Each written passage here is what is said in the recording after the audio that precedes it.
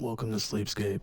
If you enjoy bizarre mysteries, unsettling true stories, and the unexplained, please consider subscribing. I release new videos every Sunday. Before we get started, I'm curious. What's your favorite horror movie? Let me know in the comments. I always enjoy seeing everyone's picks. Now, let's get into it. I'd like to see it burn to the ground. Those were the words Steve Robinson used when describing a house he and his family rented in northern Nevada. He didn't say he wanted to renovate it. He didn't say he wanted to move away from it. He said he wanted it destroyed. According to Steve, there was something about the house that didn't feel right. Something he believed was still there. His wife Mona would later describe the experience differently.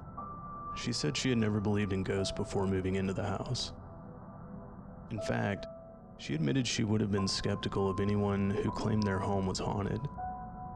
But after living there herself, she said she understood how quickly that skepticism could disappear. Susan Kelsay, another woman who had lived in the same house years earlier, offered a thought that has remained closely associated with the case.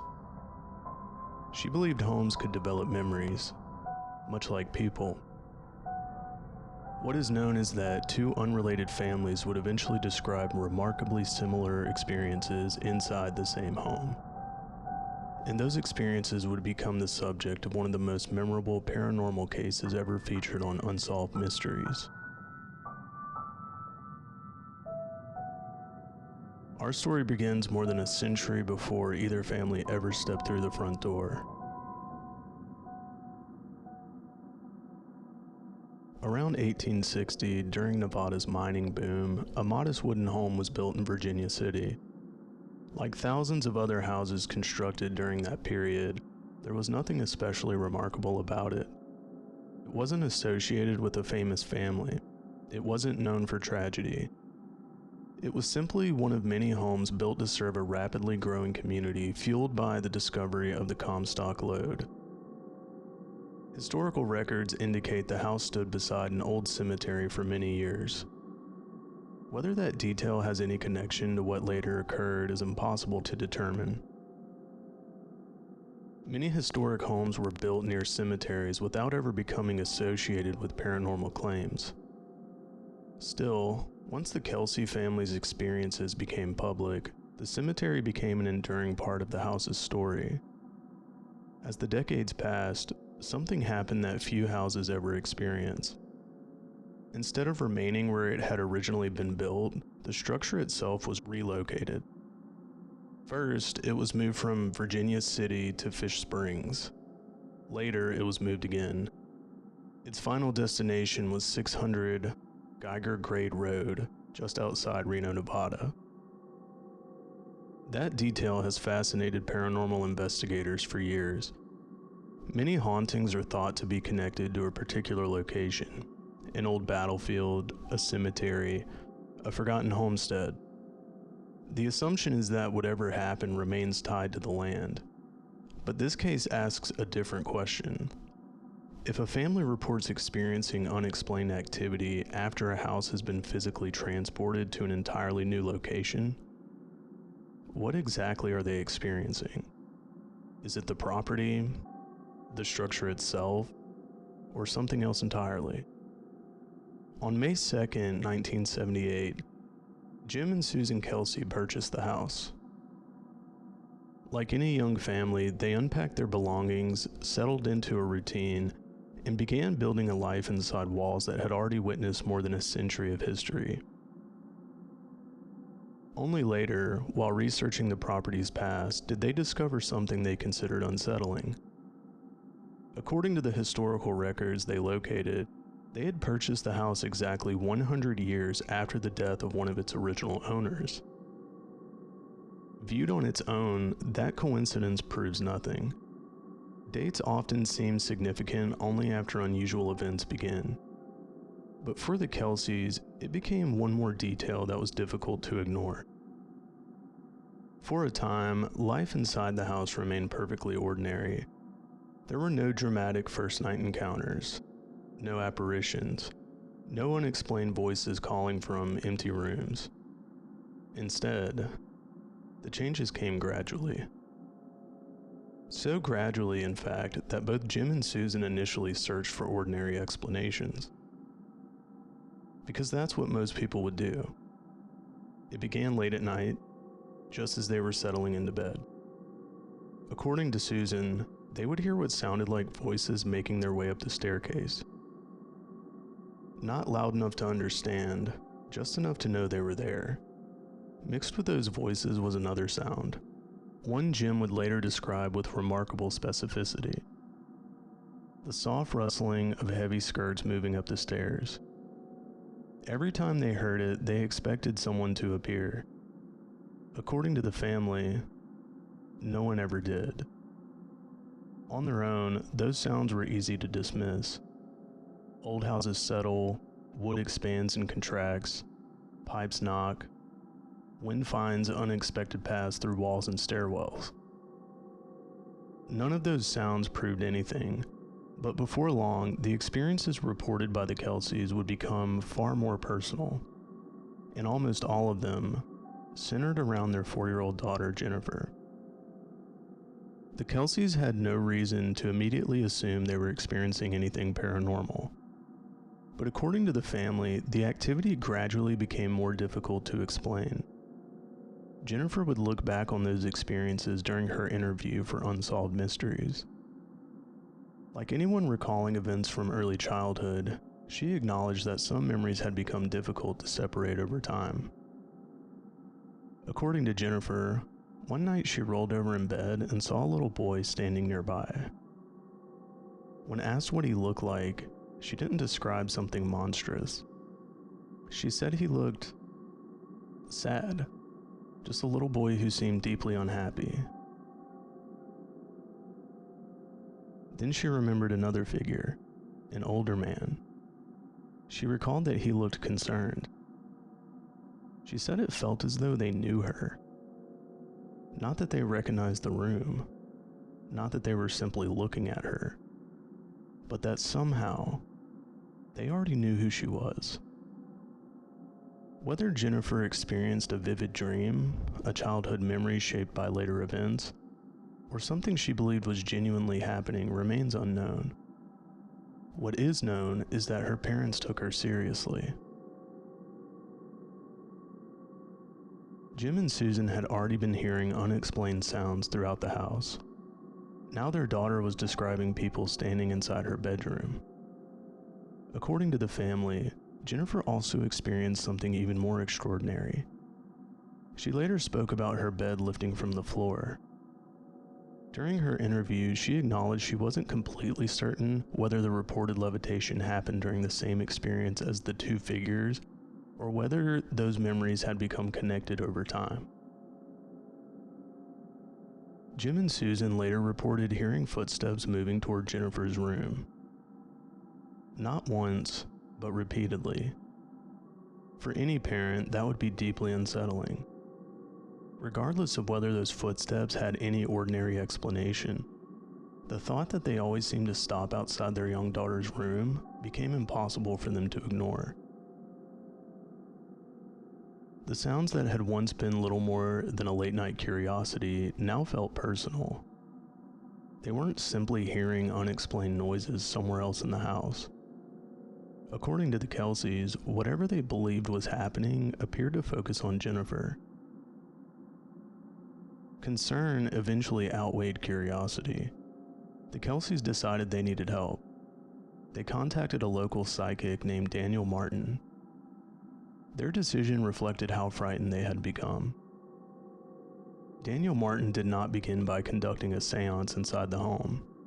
Instead, according to both Martin and the Kelsays, he returned to his own house. There, he entered what he described as a deep trance. Martin later claimed that through astral projection, he encountered the entity the family believed was inside the house. According to Martin, the figure identified himself as Samuel. Martin said Samuel told him he was not trying to frighten the family. Instead, he claimed he had remained in the house to protect them. According to the Kelsays, the weeks following Daniel Martin's reported contact with Samuel were noticeably quieter. The sounds that had become part of their nightly routine seemed to fade. Jennifer no longer spoke as often about seeing figures inside the house. For the first time in quite a while, the family felt as though they could begin relaxing again. That didn't necessarily mean they believed everything had ended, but life had become manageable. Whatever had been happening inside the house no longer seemed as constant. Even so, there were moments that made Susan question whether the calm would last. One conversation with Jennifer stayed with her for years. After the activity had reportedly quieted, Jennifer asked her mother if she thought the old man had finally gone away. Susan told her she believed he had. It was the answer she wanted to give. The answer every parent would want to believe. According to Susan, Jennifer thought about it for a moment before quietly responding, "I don't think so. I think he's in the attic."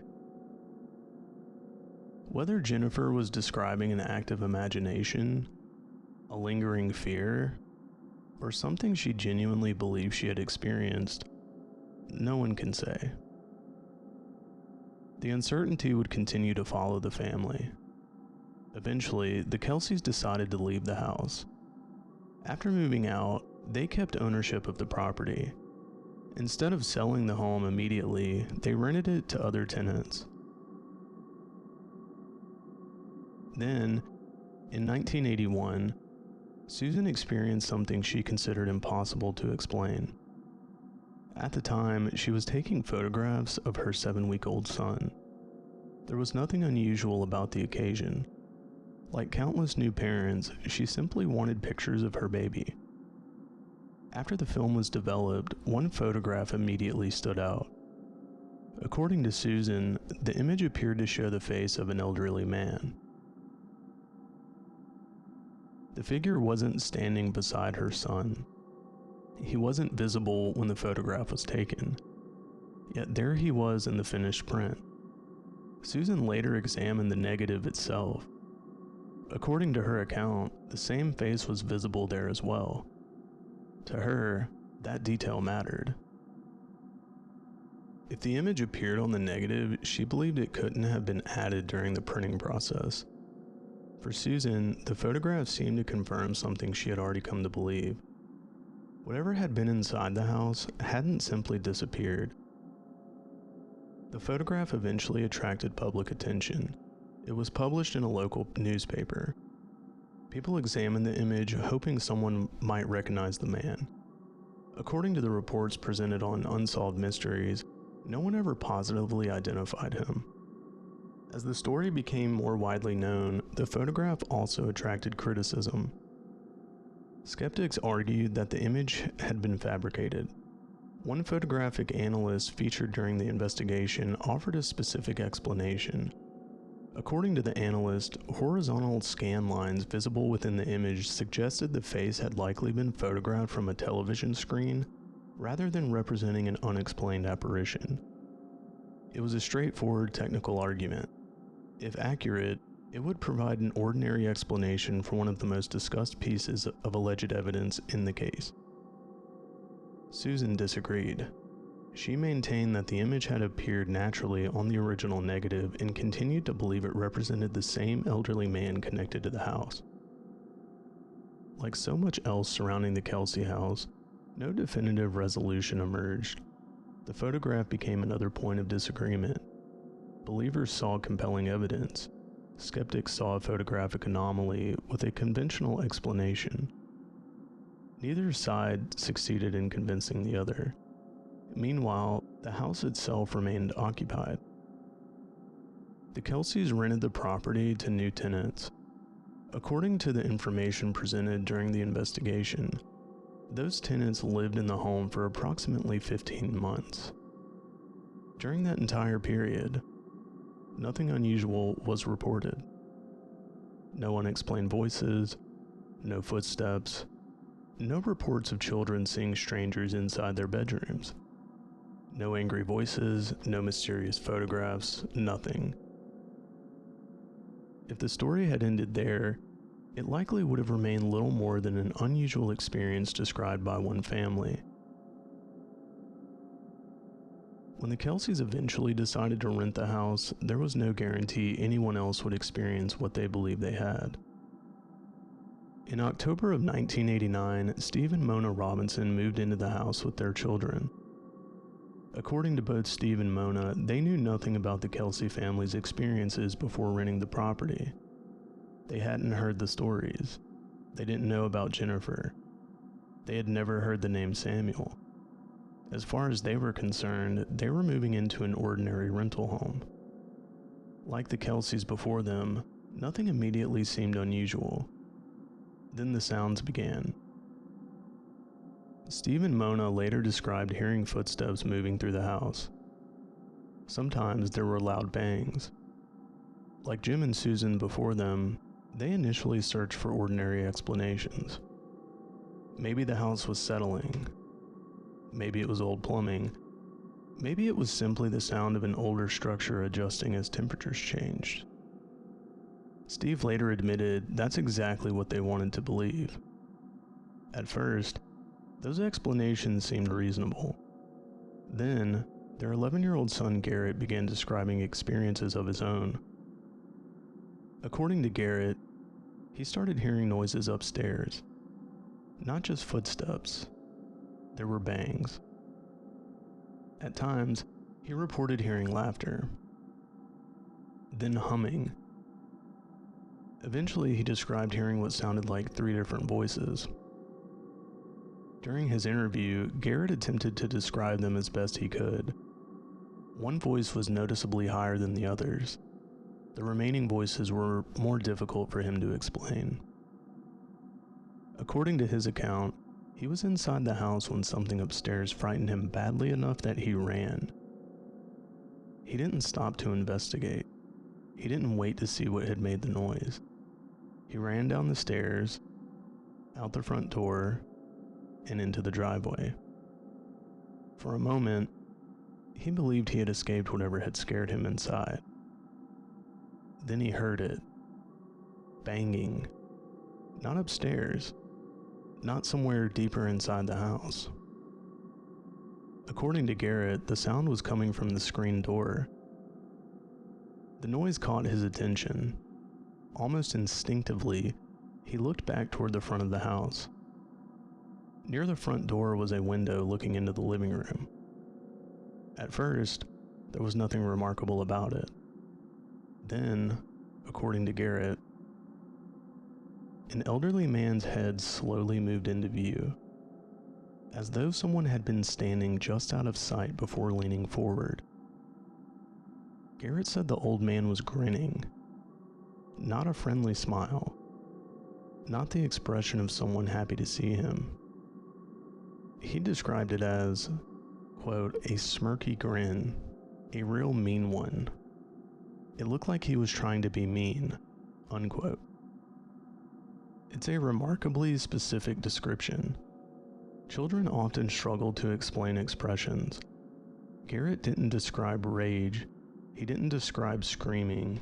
He remembered a grin. For Steve and Mona, it became increasingly difficult to dismiss what their son was describing. His experiences were no longer isolated. They sounded disturbingly similar to reports made years earlier by a family they had never met. The Robinsons had moved into the house believing they were starting a new chapter in their lives. Instead, according to their testimony, they had become part of a story that had begun long before they ever arrived. By the time Garrett described seeing the elderly man in the front window, Steve and Mona Robinson were already questioning many of the sounds they had been hearing inside the house. What had begun as occasional footsteps and unexplained bangs had gradually become part of everyday life. Garrett wasn't the only child who reportedly experienced something unusual.